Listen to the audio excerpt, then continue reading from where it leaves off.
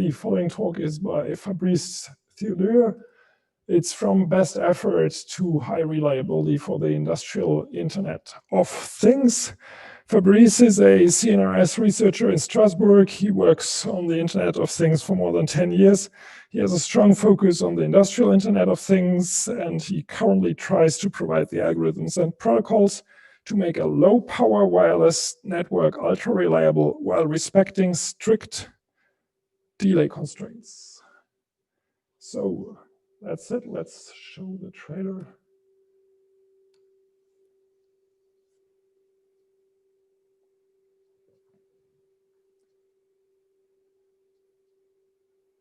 Il y a du son ou pas? I don't think so.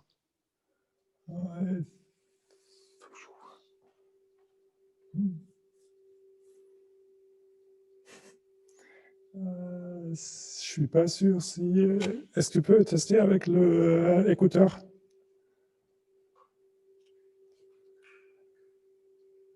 Pas de son? Ok, c'est bizarre. Ok, mais pas de souci, donc on fait juste sans son. Vous voyez quand même.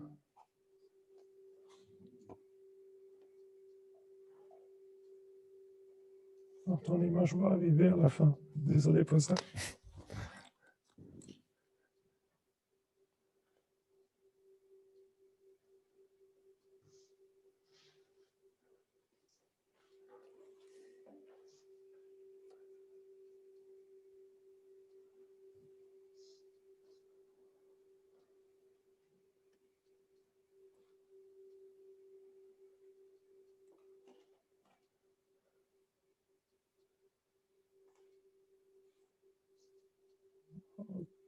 Okay.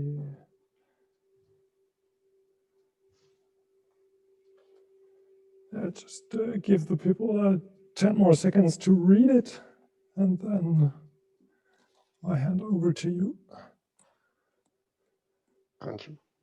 Okay, good. Oops. All right, yeah, then let's switch and continue with Fabrice.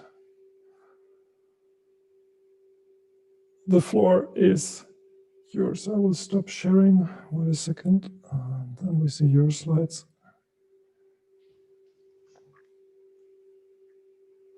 Good. Okay, so it's just opening. Thank you. Perfect. Thank you, Marc-Olivier, for the introduction. So I tried to calibrate my presentation for 45 minutes, and I will speak about the industrial Internet of Things and why we switch from the best effort solutions to something with strict guarantees. I would like to thank also all the co-authors from whom I picked some slides, so thanks for them. Just back.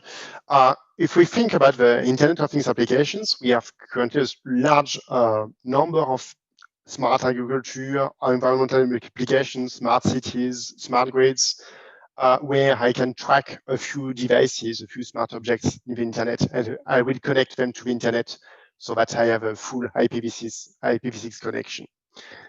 As a matter of fact, if we think now about the applications we have in the real world, that's much more challenging. If we want to support critical applications, safety, or even smart grids when smart buildings where I must react very fast, I must change the paradigm of the networking stack. So typically, I expect some very high 999 and banded low latency. I don't really care about the exact delay. It may be a few hundred of milliseconds or even a few seconds. What I want is that I can guarantee that the packets, the alarms are delivered to the destination very fast and in a time-bounded delay. And as a matter of fact, that's the basis of the industrial Internet of Things. However, if we think about the wider transmissions, we have several changes to tackle. So for instance, I have multipath threading in the environment. I have also external interference because that's mostly the ISM band, which is unlicensed. So this means that we may have different concurrent technologies that use the same spectrum, and they may generate interference that create some corrupted packets. And last but not least, I have a very time variable characteristics. So this means that even if a water link is very good at a given instant, at some other time in the future, it may be blocking all the transmissions. So I must be able to provide very strict guarantees on top of something which is fully stochastic. So basically, that's like a communication graph. So the vertices of my graph, that's the actuators and sensors. That's the devices, basically. And the edges in my graph are still the water link, which present a very different reliability. So that's more or less the weight. However, that's how we can use this communication graph, which is time variable with weight, complex communications, to provide ultra high reliability. So we have typically to address the problem of the resource allocation for the worst case. Even if several packets are dropped because of external interference, I am still able to provide the same guarantees at the application level. And I must be also robust to faults. Even if a device crashes, for instance, I should be able to have a second path as a backup path to deliver all the packets. So that's my objective. If we think about the wireless technologies we have got, so we have many in the IoT or what's in the RFID. I will not address this problem in this presentation. I will just focus on the sensors and actuators. And even with these applications, I have very different technologies. So for instance, for the long range, I may have technologies such as LoRa, 6Vox, LTM. They are very popular. So the idea is to push some packets from time to time to track, for instance, the location of some containers, some trucks. So that's very efficient to push a few data measurements. That's okay. However, when we have larger number of packets, when we have stricter delay constraints, when we have ability to provide, that's probably not the best option. So that's why we have concurrent short and medium range technologies, such as low energy and Wi-Fi low. Back.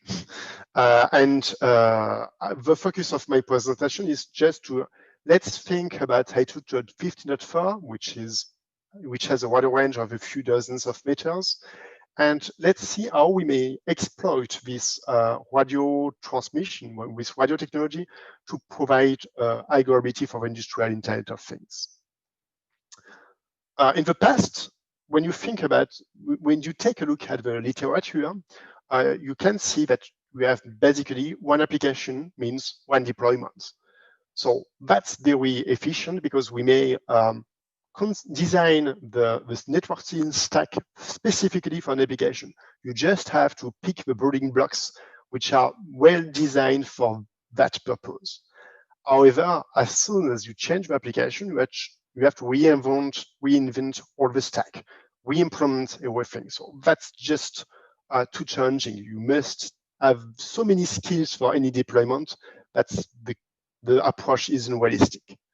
Second point is that when we have several deployments and several applications which are deployed in the same area, this means that you increase the cost. So you cannot reuse the same wireless routers to transmit and to forward the packets. You have to redeploy everything. So that's a mess. And last but not least, the problem is that if we have coexisting networks in the same area, they are interfering with each other. We don't have any strict spectrum separability. So in that case, if we have coexistence, this means that you will increase the number of collisions and the number of corrupted packets. So that's bad. So the challenge in this environment is to provide requirements concerning the reliability, the delay, support a traffic profile, which is, for instance, a large volume of packets, periodical or event-based. When you have some alarms, that's not the same situation as having predictive maintenance. So you have to provide strict isolation characteristics concerning the security and the privacy, that's obvious, and also concerning the safety of the network infrastructure by itself. So you have some contractual guarantees with your clients, and you should be able in the network infrastructure to have this kind of slices. So we have to respect a set of service level agreements. So the focus of this presentation is to give an outlook of what occurs in the medium access control. So where I will start with the best effort solution, and then I will present the limits of these approaches. So let's recall very fast medium access control that's in charge of the communications. So basically the physical layer is just in charge of the modulation of the transmission of the signal. And the medium access control on top of this wireless physical layer is in charge of saying who has the right to transmit for which transmitter and which receiver at which instance to remove the collisions. Typically, if several signals overlap, I may or I may not create a co-opted packet depending on the situation. But most of the time we have some collisions. It was the paradigm for several dozens of years. So, and then we take a look at the object of these small embedded devices. And we take a look at their energy consumption. So that's a very typical device. And we can see that when the node is in active mode, it is consuming energy for the sensors, for the microcontroller, and for the radio transmissions. When it is sleeping, we can almost neglect the energy consumptions. For the sensors, that's easy to deal with because I just get the measurement at some time intervals. So when I don't need to get some measurement, I may switch off the sensor. For the microcontroller, that's the same. If I have a real-time operating system, I may be able to just turn off my node and it will be sufficient. However, for the radio chipset, that's much more challenging. Indeed, when we have a radio chipset, when we have something to transmit, we just have to, switch on my radio chipset and just transmit the packet. However, I may receive a packet at any time. So if I have switched off my radio, I just lose the corresponding packet. So I must implement a synchronization mechanism or protocol to deal with this low duty cycle ratio. And when we take a look at what exists in the different standards, technologies, MAC layers, we have two major approaches. The first one is reservation-based. So that's, for instance, time division multiple access. I give a few time slots to each device. So that's quite expensive because I must know a priori the topology of my network. I have strict synchronization requirements, and I generate a large overhead and with expensive hardware. So that was not very attractive in the beginning of wireless sensor networks. So that's why most of the protocols have been designed to implement some CSMA, CA approaches, so contention-based. Typically, these approaches are pseudo-random based, so we have some back-off, collisions, word transmissions. However, as soon as you have injected too many packets in the network, the throughput will start to degrade. So you will create some more and more collisions, and the network capacity will be reduced. So that's a very negative property, particularly for industrial Internet of Things. If you don't have any strict protocols that implement some common admissions that prevents anybody to transmit at the wrong time, so that's creating a burst of collisions, and you will never succeed to provide high reliability. So that's why most of the solutions have been mixing synchronous and contentions. So if we think about the first solutions that have been proposed in wireless sensor networks, that's a wake up which is synchronized. So all the nodes have to wake up synchronously to get some packets. So typically in my example, that's very simple. The transmitter and the receiver will just wake up synchronously. You have a small synchronization interval and the data is transmitted, and I will switch my radio off. So that's safe. However, as soon as several transmitters have to transmit a packet at the same time, you will create a collision. So that's prejudicial for reliability. It doesn't work. So second option is to solve this contention problem. So that's typically the approaches that are based on preamble sampling. So I keep on using carrier sense multiple access, but in a small, slightly different approach. Typically, I switch from different activity and inactivity periods. And typically the receiver wakes up synchronously, periodically, to just sense the medium to verify that a packet is transmitted or not. So on my example, on the top, the transmitter is just sending a small piece of information, a small signal, a preamble that says, I have something to transmit. Stay awake. The receiver, next time it will wake up, will receive this preamble. We say, oh, okay, I have something to receive. I will send an arrangement, and the data packet is transmitted. So that's very efficient. We have several variants that are implementing preamble sampling, that implement some optimizations to send several data packets back to back, but most of the time, that's the same philosophy. So we have a kind of carrier sense multiple access to solve the contentions. So that's the same. We may have still some collisions. So that's very hard to provide some strict guarantees for critical applications. So what we should pay attention at, that's typically all the ALOA CSMA solution, just random based. And so when we increase the load in the network, most of the time you will increase significantly the number of collisions and it will decrease. On the contrary, with non-persistent CSMA, okay, that's scalable, but from time to time we will create some collisions that will at some time converge, but the network capacity is never reached. So that's bad. And if you think about a reservation-based solution, that's very easy. You have a very slope line, and this is reaching the 100% capacity, and then that's fixed. You don't accept any more additional flows. So that's something which is quite attractive for critical applications. So now let's take a look at the previous version of a ZigBee standard, so 802.15.4, and now and the current version that makes the standard very well adapted for the industrial applications. So if we take a look at what was proposed in the past, so like something like 15 years ago, it was the ZigBee, so that's more or less beacon enabled mode to save energy. So that's very synchronous solutions, such that, okay, the node is in charge of coordinating the transmission in the network. So that's a kind of cellular networks. So the PAN coordinator is acting as like the access point in the Wi-Fi. So it transmits a beacon saying that's the beginning of my active period. After that, I have some contention access period, so in which anyone can transmit something with a carrier sense multiple access collision avoidance solution.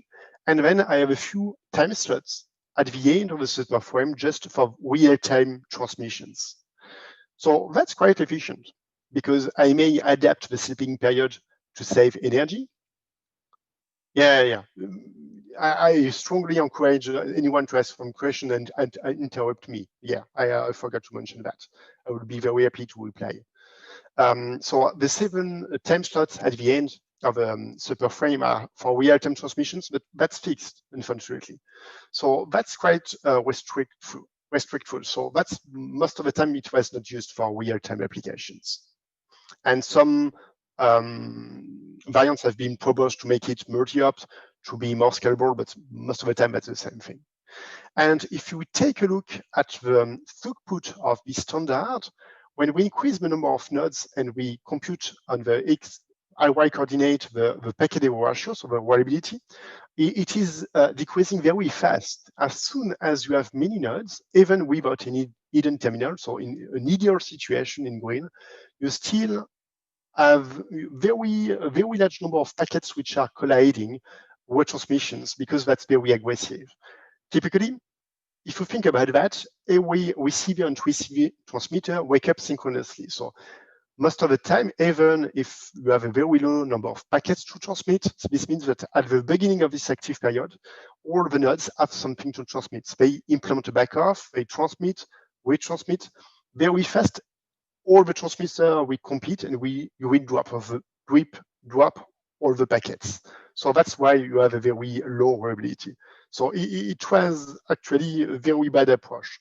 It was not well designed for low duty cycle solution for industrial applications. So This standard was not sufficient. We have CSMA/CS, or we have collisions. High gravity is typically not a realistic objective. We have a lack of flexibility. It doesn't support, it is not robust against external interference. So if we have external interference, it will disrupt all the packets and the transmissions because you don't have any channel diversity. So it has evolved in another version of the standard a few years ago. So that's the time-slotted channel hopping mode, which has been designed specifically for real-time applications. So the objectives of this standard is typically to provide very high robustness against harsh environments. Even if you have interference, obstacles, multipath threading, you are still quite efficient in this situation. So I want to provide high reliability, and what is the most important for this kind of safety applications is to implement a deterministic protocol on top of something which is stochastic. So that's very efficient because everything is reproducible. So we may reproduce the same situation, and we know when it reacts, we know why it reacted in this way. So that's much more easier to allocate the resources accordingly, to make a diagnostic when you have a failure, and to correct the configuration of a network. So the scenario of this standard is typically to focus for industrial applications, in which most of the time this is for periodical traffic. I will explain perhaps if I have some time why bursty traffic is not very well the target of this application, of this standard. And we have spontaneous networks. Typically, we have some smart buildings, factories, where my knowledge, my skills in deploying some network is very low. So I just have to deploy the devices, the access points, and it should work without any real configuration. It should be automatical.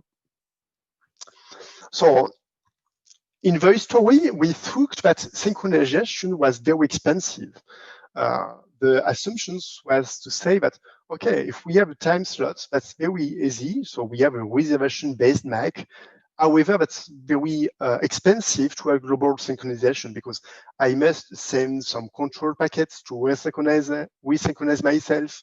I have to adjust my clock to compute the clock drifts. So it was very time and control packets expensive. And the major results of TISH, the major conclusion was we can design the protocol in a different way so that everything is deterministic. And in this situation, that's much more efficient to implement the synchronization. So here I represented in the standard what was the organization of a timing organization inside the time slots. So everything is shared in time slots. So I have a transmitter and the receiver that wake up synchronously. And the transmitter waits for a fixed time offset from the beginning to transmit the packet.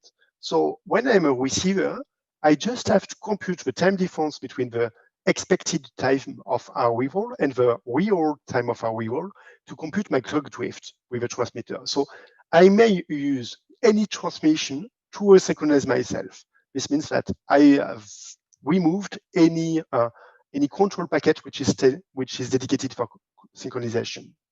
And as a matter of fact, I have also the same fixed offset. So I may do in the same way, and I may be able to resynchronize myself either with a data packet or an arrangement. So that's the strength of TISH. So if everything is synchronized, this means that, okay, we can use the global clock to implement a reservation-based MAC. So typically, that's something which is very classical. I create something which is a slot frame. Horizontally, that's the slot frame length. So that's more or less the time slots. And vertically, that's the channels. So that's, I would say, the frequency to use. I will explain the difference between channel offset and frequency later. And typically, if I have the topology represented on the right, for instance, for the link CA in red, I have 3 transmission opportunities in the slot frame. Since the slot frame is repetitive, this means that I am allocating a bandwidth to a link CA. So that's quite efficient. This is what I want to do in an industrial application. That's typically to allocate a bandwidth to a given application, and to be sure that that's only this application which is using these radio resources. And for the scheduling approach, so assigning the time slots and the channel sets, that's flexible. You may implement either a centralized approach in which a controller is able to push the configuration in the network, or I may implement a distributed scheduling process where I have a scheduling algorithm which is implemented in any device and which is able to determine which time slot and channel sets to use dynamically, and that's adaptive to the traffic. So that said, now we have to take a look at the contention resolution. I have two types of cells. That's the time slots.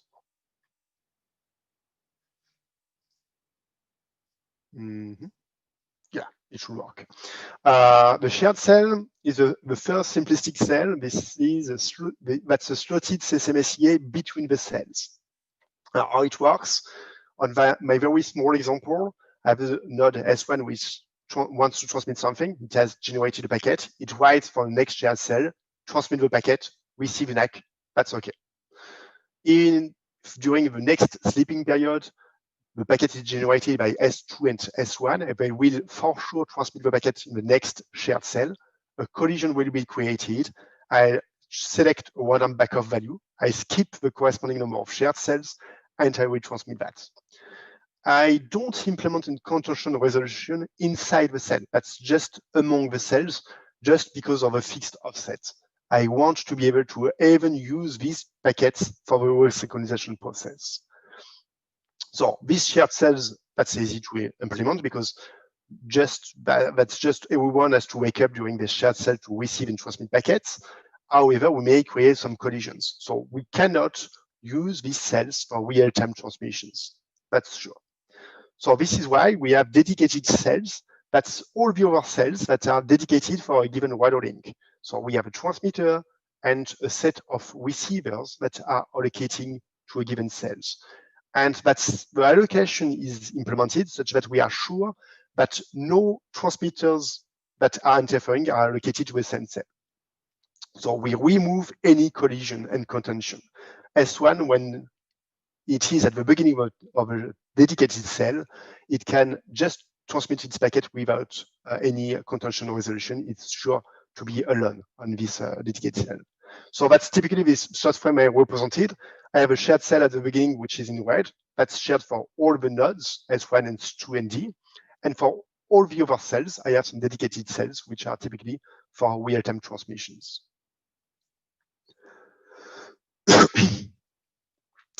So I was saying that the channel offset, it was the frequency. So that's a shortcut. Actually, TISH is robust because it implements frequency channel hopping. This means that typically a function is mapping the channel offset into a physical channel, and it is dynamic. It changes for every time slots. So how it works? Typically, the absolute sequence number, that's the number of slots, time slots, that have been created since the beginning of the network. So that's a counter, that's a common clock, which is common in the network. So we just have to sum the ASM, the slot number with a channel offset. We compute the modulo of a number of channel offsets. It gives a value. And then this value is mapping in our frequency mapping solution. So just give an example of how it works. For instance, the link AB has received the channel offset 1. So since this time slot has the ASN 50, we have 51 modulo 16, it gives the value 3. So we pick the frequency which is in the third cell of this array. So typically here, that's the frequency which is 14. And a different channel set will lead to a different frequency. So we have orthogonality.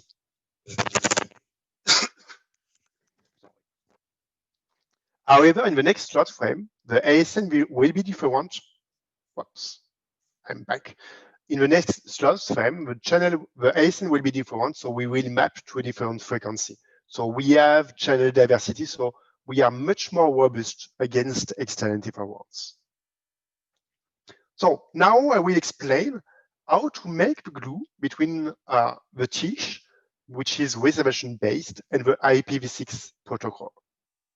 So 6-ish, that's typically to fill the gap between something which is reservation-based, so that's a time slot. I must have some dedicated cells that are allocated by a controller or in a distributed way, and IPv6 is connectionless.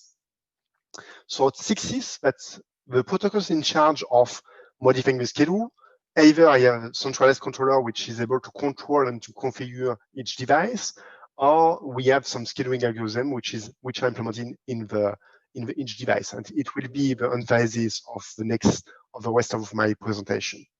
And I assume that I may have a routing protocol which is able to construct some routes, so that's scalable. Even if I have a multi-hop topology, I am able to construct something which is sufficiently reliable. The strength of 6-ish is, to my mind, its traffic isolation property. So let's remind, we have a shared cell in which every node has to wake up at the beginning of the slot frame. So that's typically for the control packets. For the routing packets, beacons, whatever, I am using the shared cells. I may have collisions, but yeah, that's not very sensitive. If I have some routing packets which are colliding, I will have an extra one, so that's not very restrained. However, all the other dedicated cells are for the flows. And I have traffic isolation. This means that different flows will have different cells. If you take a look at the link BA, for instance, B is forwarding 2 flows in pink and in gray. And I have 2 cells for the pink in flow.